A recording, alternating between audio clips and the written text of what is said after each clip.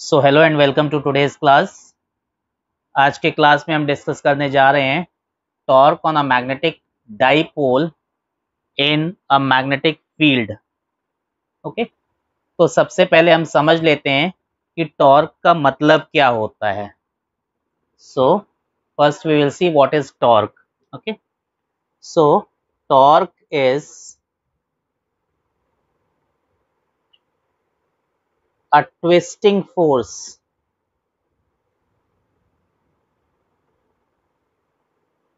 which makes an object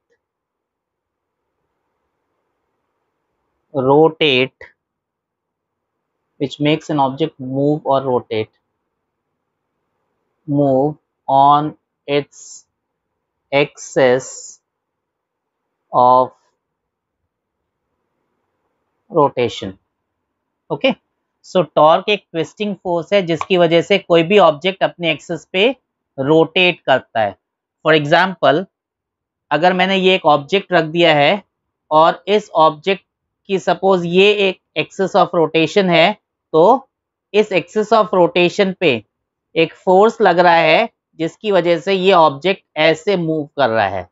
तो ये जो फोर्स है जिसकी वजह से ये ऑब्जेक्ट रोटेट कर रहा है, मूव कर रहा है on its axis of rotation, this force is called torque. Right, तो हम यहाँ पे देखने जा रहे हैं कि जब किसी मैग्नेटिक डाइपोल के ऊपर एक टॉर्क लगता है तो क्या इफेक्ट देखने को मिलता है। ओके, तो मेरे पास एक मैग्नेटिक डाइपोल है, suppose this is a dipole, this is north pole, south pole. इस डाइपोल को मैंने यूनिफॉर्म मैग्नेटिक फील्ड में प्लेस कर दिया है। So this is the uniform magnetic field.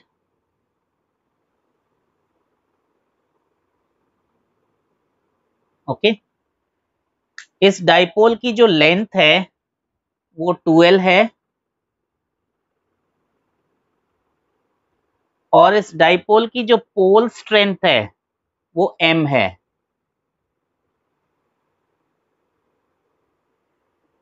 Right, तो हमने क्या किया, हमने एक मैग्नेटिक डाइपोल लिया और इस मैग्नेटिक डाइपोल को हमने एक यूनिफॉर्म मैग्नेटिक फील्ड में प्लेस कर दिया है। ये मैग्नेटिक डाइपोल इस यूनिफॉर्म मैग्नेटिक फील्ड के साथ थीटा एंगल बना रहा है। ठीक है, तो इसको मैं शॉर्ट कर देता हूं इस तरह से। It is making an angle theta with the uniform magnetic field. ये हमारे फील्ड का डायरेक्शन है। Right, okay, so what we are doing, we have taken a magnetic dipole, so consider a magnetic dipole। और ये magnetic dipole क्या है, एक bar magnet है। Okay, of length 2L and pole strength M।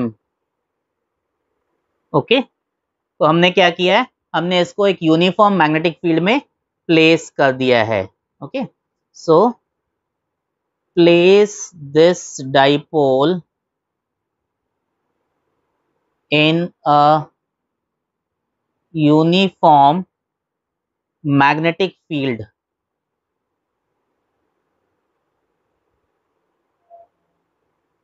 Okay, uniform magnetic field. ये जो dipole है ये मैग्नेटिक फील्ड के साथ कितना एंगल बना रहा है, theta. Okay, let this dipole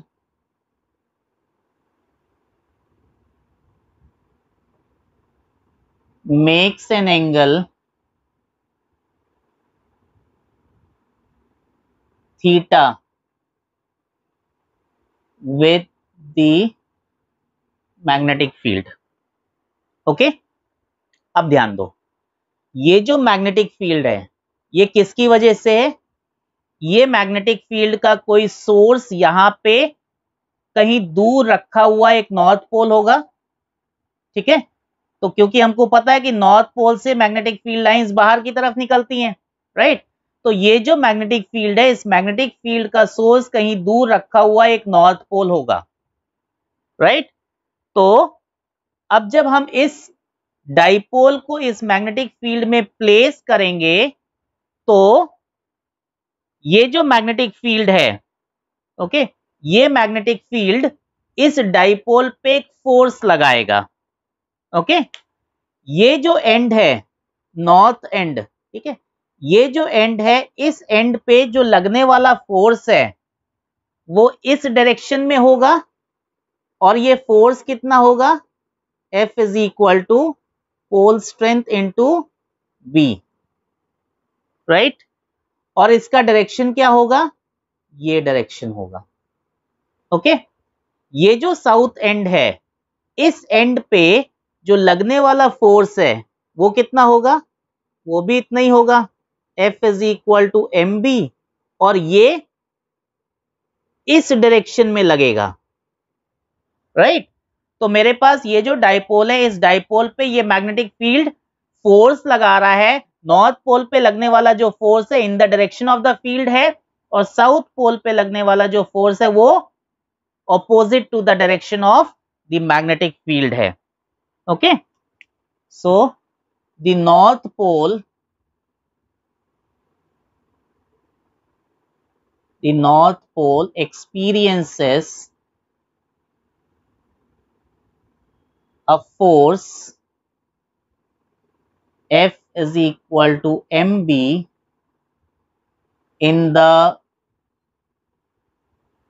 direction of the magnetic field, and the south pole experiences a force F is equal to mb opposite to the direction of the magnetic field, right। अब ये जो दो force हैं दोनों का magnitude same है, और ये दोनों फोर्स ऑपोजिट डायरेक्शन में लग रहे हैं, तो जो नेट फोर्स इस बार मैग्नेट पे लगेगा वो कितना हो जाएगा? 0, right. Since these two equal and opposite forces are acting on this bar magnet, so the net force will be 0, okay। So since these two forces are equal and opposite, the net force F net is equal to mb minus mb, okay, is equal to 0, right. तो इस bar magnet पे जो net force लगेगा वो कितना हो जाएगा? 0 हो जाएगा, ओके। अब हम देख लेते हैं कि ये जो फोर्सेस लग रहे हैं, ठीक है, इनका लाइन ऑफ एक्शन क्या है, ओके।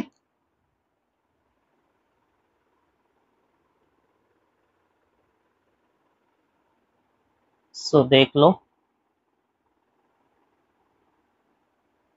ध्यान दो, ये जो फोर्स है जो इस डायरेक्शन में लग रहा है, ठीक है, इस डायरेक्शन में लगने वाले फोर्स का लाइन ऑफ एक्शन ये है, और इस डायरेक्शन में लगने वाले फोर्स का लाइन ऑफ एक्शन ये है, राइट।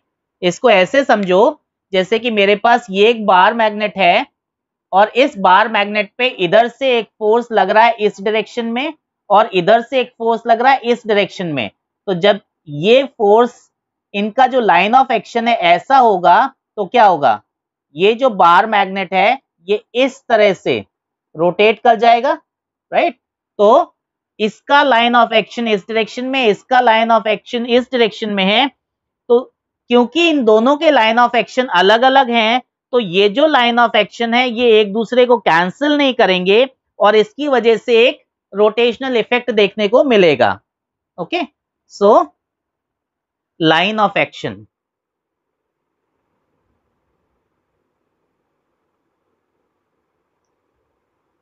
लाइन ऑफ एक्शन इनका कैसा है,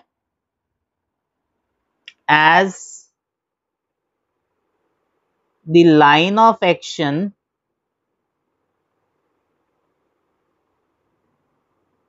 of these two forces are not same, they do not add to 0। Okay, तो अब हम पता कर लेते हैं कि ये जो लाइन ऑफ एक्शन इसका इधर है, इसका इधर है, इसकी वजह से एक टॉर्क क्रिएट हो रहा है। तो वो टॉर्क कितना क्रिएट हो रहा है। Okay, so now we will find the torque. So find torque. Okay, तो अब टॉर्क का फॉर्मूला क्या है हमारे पास, we know that tau is equal to force into perpendicular distance between the line of action of two forces। Okay, so tau is force into perpendicular distance between line of action of these two forces। Okay, अब यहां पे perpendicular distance कितना है ये समझो, ये perpendicular distance है, ठीक है। तो ये परपेंडिकुलर डिस्टेंस कितना हो जाएगा, तो ये हम फाइंड कर लेते हैं। Okay, so now we will find the perpendicular distance. Okay, तो अब ध्यान से देखो कि ये जो लेंथ है ये 2l है। ओके, ये मुझे फाइंड करना है, ये एंगल थीटा बन रहा है। तो इन दोनों साइड्स को रिलेट कौन कर रहा है, sine theta. So I can say that sine theta is equal to, suppose इसको मैं h लेबल कर देता हूं, ये n है, तो ये कितना हो जाएगा, NH upon 2l। Okay, opposite side by hypotenuse, right. So NH कितना हो जाएगा, 2l sine theta. Okay, what is NH, NH is the perpendicular distance between the line of action of the two forces। तो ये NH की value हम यहां पे substitute कर देंगे। ओके, फोर्स कितना था, force is equal to mb था हमारे पास, राइट। तो फोर्स की जगह mb डाल देंगे, परपेंडिकुलर डिस्टेंस की जगह ये डाल देंगे। So tau is equal to mb 2l sine theta. Okay, tau is equal to mb 2l sine theta, right. Now what is m, m is pole strength, what is 2l, 2l is the length of the dipole। तो ये m into 2l को मैं capital M that is magnetic dipole moment लिख सकता हूं, right. So since m into 2l is equal to capital M, that is magnetic dipole moment, so I can write tau is equal to m b sin theta। Okay, this is the magnitude of tau. Okay, what is this? This is the magnitude of tau. Okay, अगर इसको मेरे को vector form में लिखना है तो vector form में क्या हो जाएगा? Tau is equal to m cross b. Okay, this is the vector form. Okay, ये वेक्टर फॉर्म हो गया. और ये जो हमने ऊपर लिखा है ये क्या है? मैग्नीट्यूड. राइट. तो इस तरह से हमने टॉर्क निकाल लिया, कितना टॉर्क लग रहा है. ओके, अब हमने इस टॉर्क का डायरेक्शन फाइंड करना है कि what is the direction of this torque. Okay, so now we will see the direction.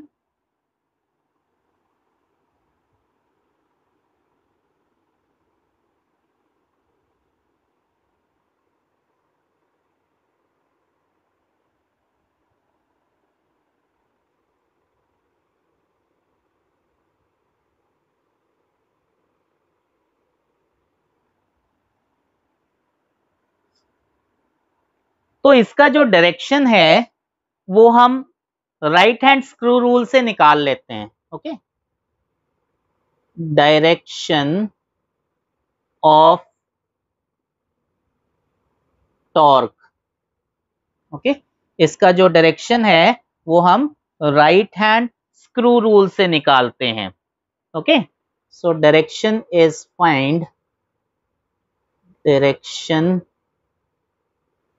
is found using right hand screw rule. Okay, और राइट हैंड स्क्रू रूल क्या है? देखो, ये मेरे पास मैग्नेटिक फील्ड का डायरेक्शन है, ये मेरे पास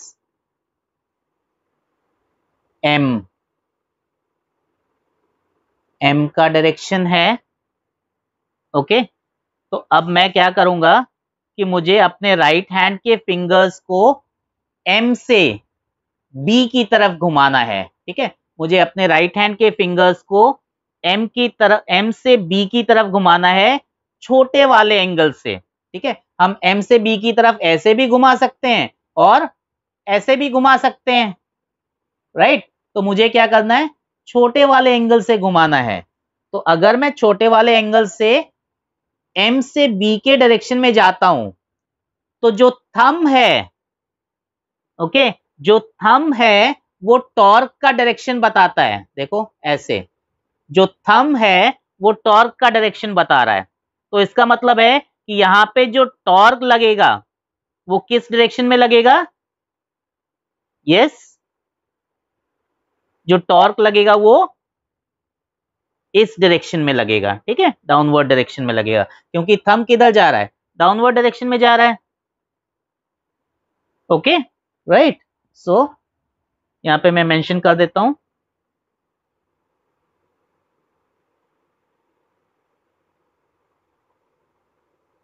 move the fingers of the right hand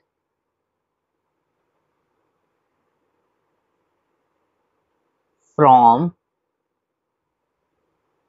M to B through the small angle.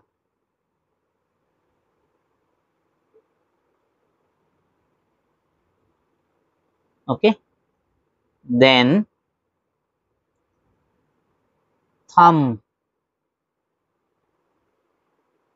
gives the direction of the torque. Okay, thumb gives the direction of the torque.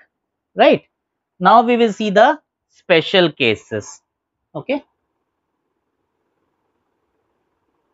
special cases. Right, so case 1 for maximum torque.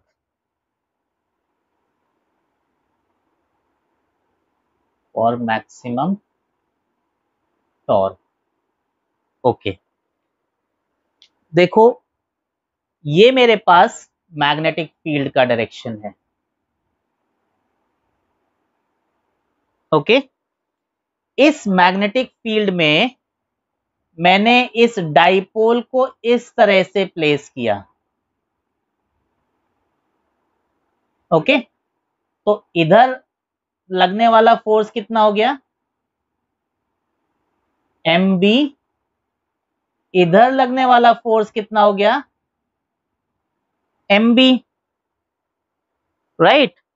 So when the magnet lies perpendicular to the direction of the field, अब देखो यहां पे ये जो bar magnet है it is perpendicular to the direction of the field.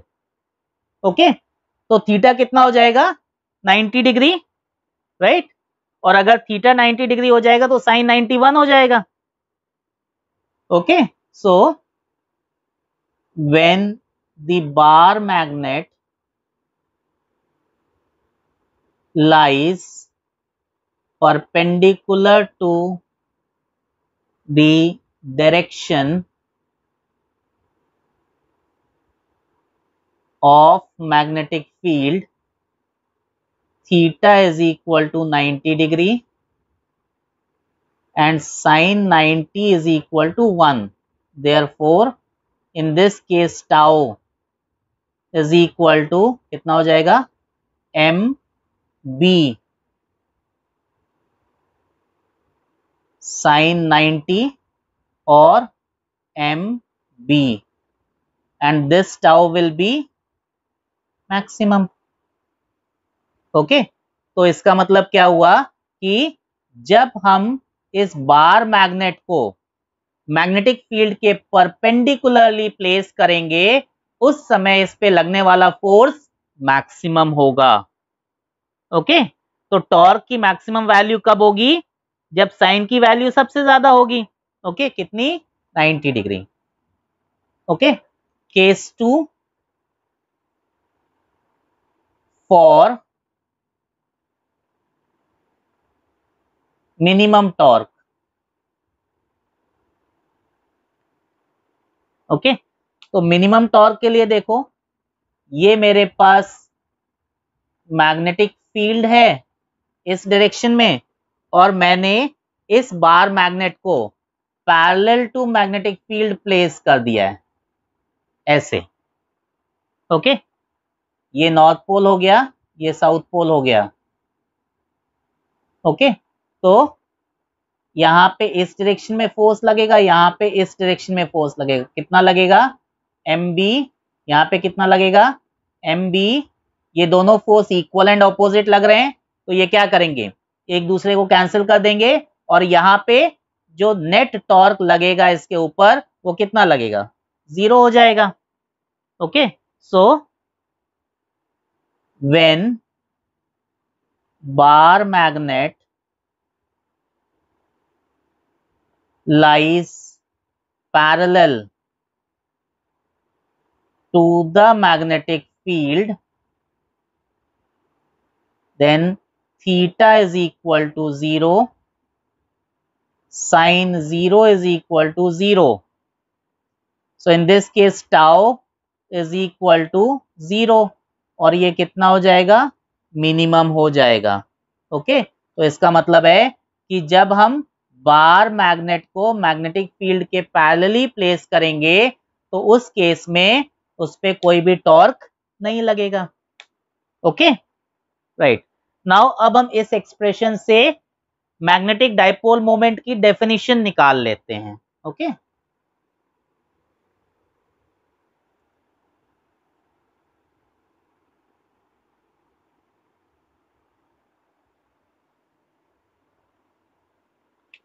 so definition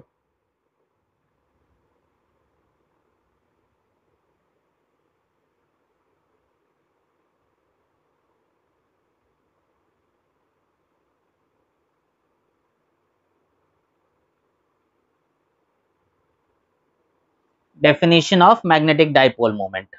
अब ध्यान दो कि if theta is equal to 90 degree, then tau कितना हो जाएगा, बोलो। Tau is equal to mb, right? So tau is equal to mb. Okay, so hence magnetic dipole moment may be defined as the torque acting on a magnetic dipole placed perpendicular to the magnetic field. और अगर इस field की strength unity हो गई है तो tau कितना हो जाएगा, m. ओके, तो उस केस में हम क्या बोलेंगे कि magnetic dipole moment, magnetic dipole moment is the torque acting on a magnetic dipole placed perpendicular to a uniform magnetic field of unit strength. Okay, so in this way we can define the magnetic dipole moment with the help of this expression. Okay, now we'll see the SI unit of magnetic moment. SI unit of magnetic moment. देख लो, हमारे पास expression है कि tau is equal to mb sin theta. So m is equal to tau upon v sin theta. Okay, so SI unit of m, SI unit of m कितना हो जाएगा, tau 1 newton metre by b की SI unit क्या है, 1 Tesla, और sine theta की कोई unit नहीं है तो इसकी यूनिट क्या हो जाएगी, न्यूटन मीटर टेस्ला इनवर्स, और जूल टेस्ला इनवर्स, और ampere metre square. Okay, right. तो अब हम इस पे कुछ न्यूमेरिकल्स देख लेते हैं जिससे कि आपको एक और अच्छी बेटर अंडरस्टैंडिंग मिल जाएगी. सो this is the question. In an iron bar 5 centimeter into 1 centimeter into 1 centimeter, the magnetic moment of an atom is 1.8 into 10 power minus 23 ampere meter square. What will be the magnetic moment of the bar magnet in the state of magnetic saturation? Okay, magnetic saturation. What torque have to be applied to keep the bar magnet perpendicular to the external magnetic field of 15,000 Gauss? Okay, density of iron is given and atomic mass of iron is also given. Okay, तो हमको क्या निकालना है, सबसे पहले magnetic moment निकालना है bar magnet का in a state of magnetic saturation. Magnetic saturation का मतलब क्या होता है कि मैक्सिमम मैग्नेटाइजेशन की स्टेट में जब वो होगा. Okay, so now we will see the solution part.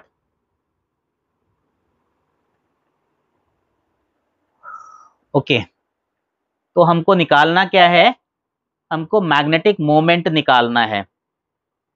Okay, और हमको दिया क्या क्या है, वॉल्यूम हमको दिया हुआ है कितना, 5 सेंटीमीटर क्यूब. ओके, और क्या दिया हुआ है, डेंसिटी दी हुई है कितनी, 7.8 ग्राम पर सेंटीमीटर क्यूब. तो वॉल्यूम और डेंसिटी से हम मास निकाल लेंगे.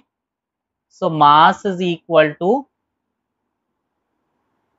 कितना हो जाएगा, volume into density is equal to 5 centimetre cube into 7.8 gram पर centimetre cube.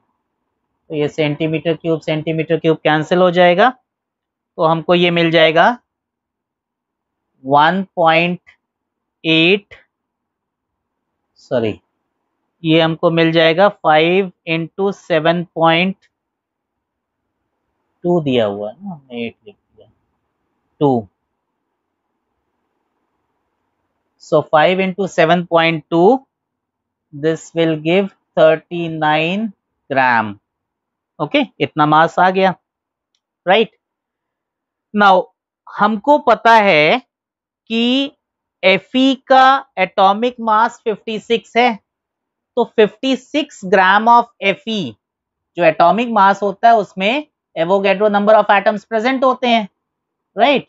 So 56 gram of Fe contain atoms is equal to 6.022 into 10 power 23। तो अगर 56 ग्राम आयरन में इतने एटम्स होंगे तो 39 ग्राम में कितने होंगे? Therefore 39 gram of Fe contain atoms is equal to 6.022 into 10 power 23 by 56 into 39।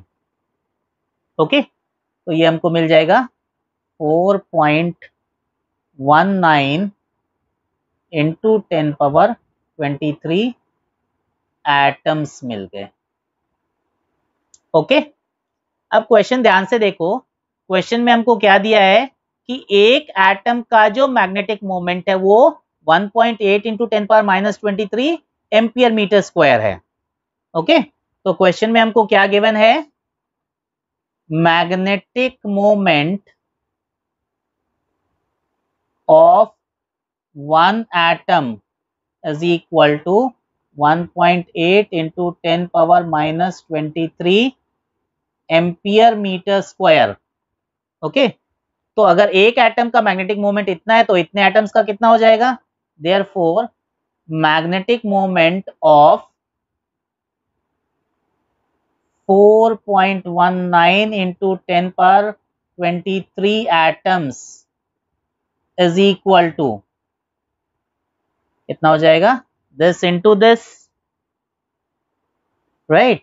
So 1.8 into 10 power minus 23 into 4.19 into 10 power 23, तो ये हमको मिल जाएगा 7.54 एम्पियर मीटर स्क्वायर।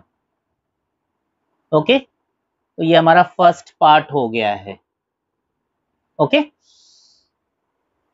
अब सेकेंड पार्ट में हमसे क्या पूछा है कि कितना टॉर्क लगाना पड़ेगा जिससे कि एक्सटर्नल मैग्नेटिक फील्ड में ये बार मैग्नेट परपेंडिकुलर रहे। Okay, so now we will solve the second part.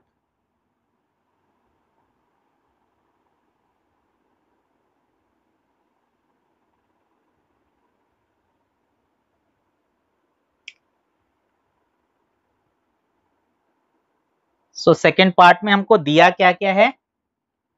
Theta दिया हुआ है 90 डिग्री, और क्या दिया है? मैग्नेटिक फील्ड की वैल्यू दी हुई है कितनी? 15,000 गॉस। ओके, तो इसको हम टेस्ला में कन्वर्ट कर लेंगे। We know that 1 gauss is 10 power minus 4 Tesla.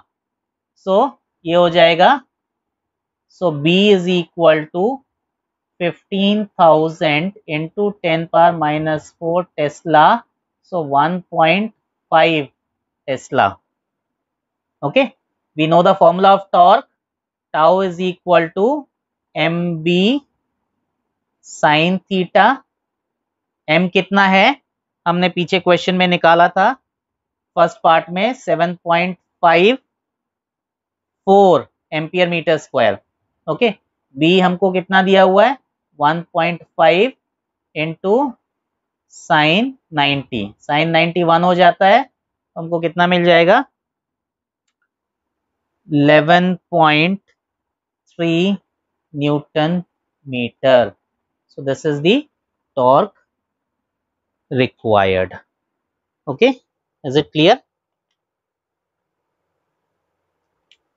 Right. एक क्वेश्चन और देख लेते हैं. So this is the question given to us. A magnetic needle lying parallel to magnetic field requires W units of work to turn it through 60 degree. Torque needed to maintain the needle in this position will be. Okay. तो देखो कैसे solve करना है. हमको पता है कि tau is equal to M B sine theta होता है. ओके, तो यहाँ पे हमको थीटा 60 डिग्री दिया हुआ है, तो एम बी साइन 60, ये मेरी फर्स्ट इक्वेशन हो गई.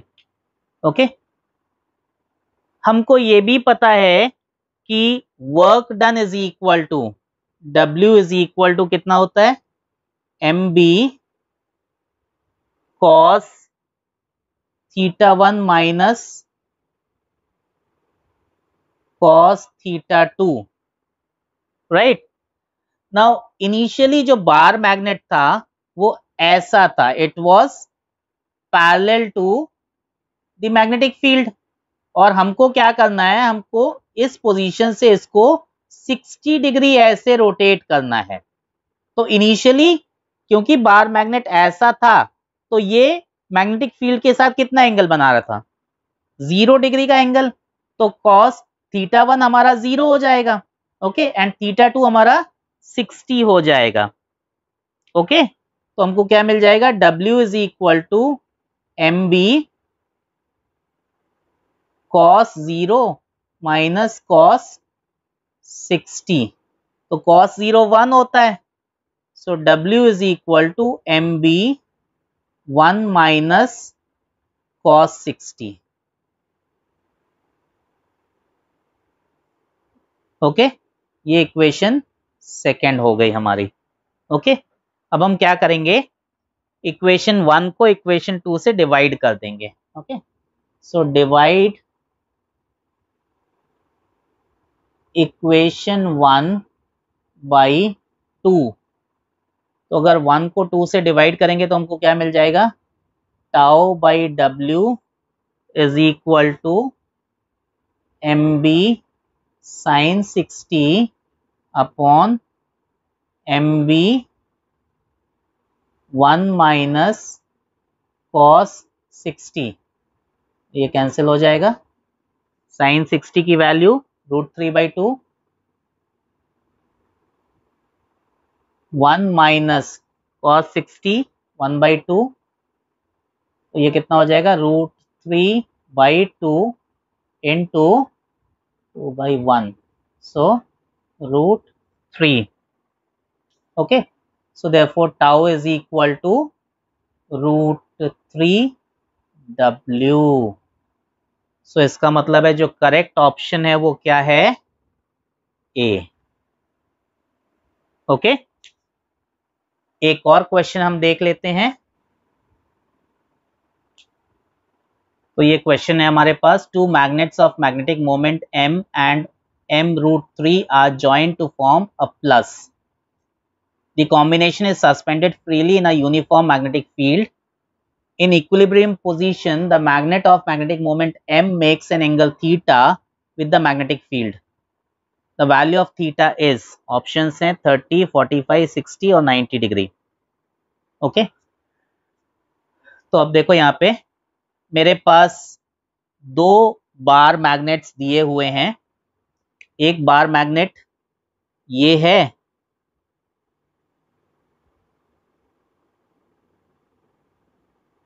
और दूसरा बार मैग्नेट ये है. ओके, इन बार मैग्नेट्स को मैंने यूनिफॉर्म मैग्नेटिक फील्ड में सस्पेंड कर दिया है. तो सपोज ये मैग्नेटिक फील्ड का डायरेक्शन है, this is direction of B. यहां से भी मैग्नेटिक फील्ड ऐसे जा रहा है. ओके, सपोज ये जो मैग्नेट है, ये मैग्नेट का मैग्नेटिक मोमेंट m√3 है और इसका मैग्नेटिक मोमेंट m है, राइट। सपोज ये जो एंगल बना रहा है ये थीटा बना रहा है, तो क्योंकि ये ऐसे क्रॉस बन रहा है तो जो टोटल एंगल बन रहा है ये 90 डिग्री बन रहा है। तो अगर ये एंगल थीटा है तो ये एंगल 90 माइनस थीटा हो जाएगा। ओके, मैं यहाँ पे नीटली लिख देता हूँ 90 minus theta. Okay, right. Now question में क्या दिया है कि ये इक्विलिब्रियम पोजीशन पे हैं, तो अगर इक्विलिब्रियम पोजीशन पे हैं तो इसका मतलब है कि जो τ1 है that will be equal to τ2, right. So since they are in equilibrium position, so τ1 is equal to τ2। Okay, अब τ1 कितना है, m1v साइन थीटा, v तो सेम ही है, राइट, और ये m2v साइन थीटा। ओके, तो अब हम m1 की और थीटा की वैल्यू डाल देते हैं। ओके, सो m1 कितना है इस केस के लिए, m है। ओके, सो mb और यहाँ पे एंगल थीटा और ये भी mb और साइन 90 माइनस थीटा। ओके, तो mb कैंसिल हो गया, राइट। तो ये हमको मिल गया sine theta is equal to, sorry यहाँ पे √3 भी आएगा ना, √3 साइन 90 माइनस थीटा। ओके, तो ये कितना हो गया, √3 sine 90 minus theta is cos theta. Okay, तो sine theta by cos theta is equal to √3, so tan theta is equal to √3 और theta is equal to 60 degree. Okay, तो इसका मतलब है कि हमारा जो करेक्ट ऑप्शन है वो ये है, राइट। सो आई होप आपको ये टॉपिक क्लियर हो गया होगा। स्टिल अगर आपको कुछ भी डाउट है तो you can write in the comment section and definitely I will reply to it. Thank you. Do not forget to like, share and subscribe my channel. Press the bell icon to get the latest updates on upcoming videos.